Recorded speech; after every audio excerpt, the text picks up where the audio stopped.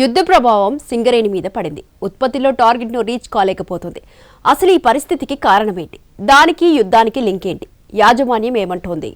ఇప్పుడు కేవలం 7,999 up to 10 kgs వరకు బరువు తగ్గి అధిక బరువు నుంచి వచ్చే ప్రధాన సమస్యలను దూరం చేసుకోండి.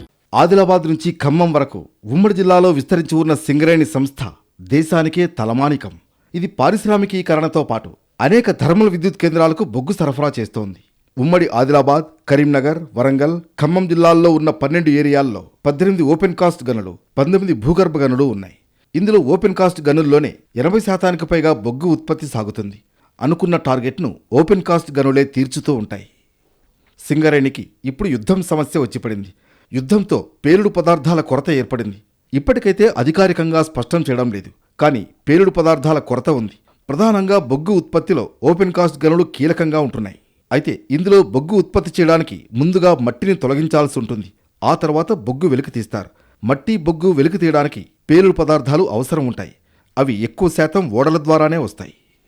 సింగరేణి వ్యాప్తంగా ప్రతి ఏటా 3 లక్షల టన్నుల పేలుడు పదార్థాలు అవసరమవుతాయని అంచనా. ఓపెన్ కాస్ట్లో రోజుకు 800 టన్నుల సైట్ మిక్స్డ్ ఎమల్షన్ అవసరం ఉంటుంది. అయితే ఈ పేలుడు పదార్థాల ఉత్పత్తికి అమ్మోనియం నైట్రేట్ అవసరమవుతుంది. అది విదేశాల నుంచి దిగుమతి కావాల్సి ఉంటుంది. ఈ దిగుమతిని యుద్ధం ప్రారంభమైన తర్వాత సగానికి సగం వరకు తగ్గించారు.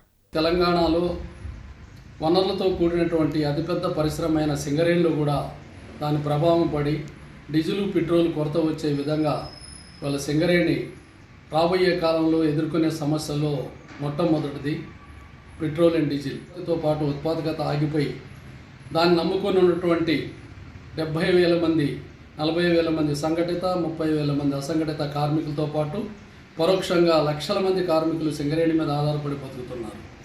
ఒకవైపు పేలుడు పదార్థాల కొరత ఉంటే మరోవైపున డీజిల్ కొరత కూడా తీవ్రంగానే ఉంది. సింగరేణి సంస్థకు పెద్ద ఎత్తున ఇది అవసరమవుతుంది.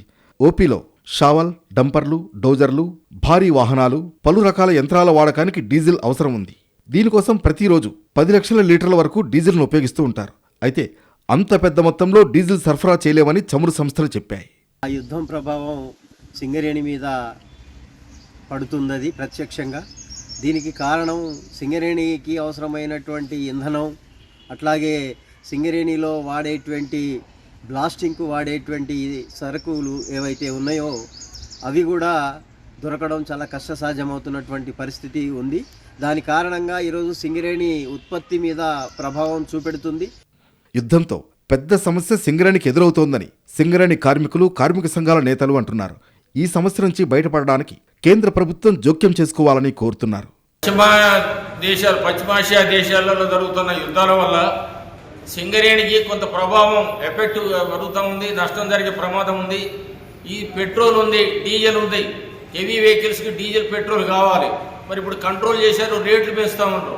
దానివల్ల ఏమైందంటే నష్టం పడే ప్రమాదం ఉన్నది. ఎక్స్ప్లోజివ్ లాంటివి కూడా ధరలు పెంచడానికి ఆస్కారం ఉంది. ఎందుకంటే కెమికల్స్ ఏదైతే ఉందో ఇతర దేశాల నుంచి రావాల్సింది ఉంది. ఈ యుద్ధాల వల్ల ఏదైతే ఉందో మన సింగరేణి కూడా చాలా ఆర్థిక పరిస్థితుల్లో కుంగిపోయే ప్రమాదం ఉన్నది. సింగరేణి మాత్రం యుద్ధం వల్ల సమస్యలు ఎదుర్కొంటోంది. ఇప్పటికే వార్షిక ఉత్పత్తిపై ప్రభావం పడుతోంది. రోజుకు 2,80,000 టన్నుల ఉత్పత్తి జరగాల్సి ఉండగా ఇప్పుడు మాత్రం 1,70,000 టన్నుల బొగ్గు ఉత్పత్తి మాత్రమే జరుగుతోంది. 70 మిలియన్ టన్నుల బొగ్గు ఉత్పత్తి చేయడానికి నానా తంటాలైతే పడుతోంది.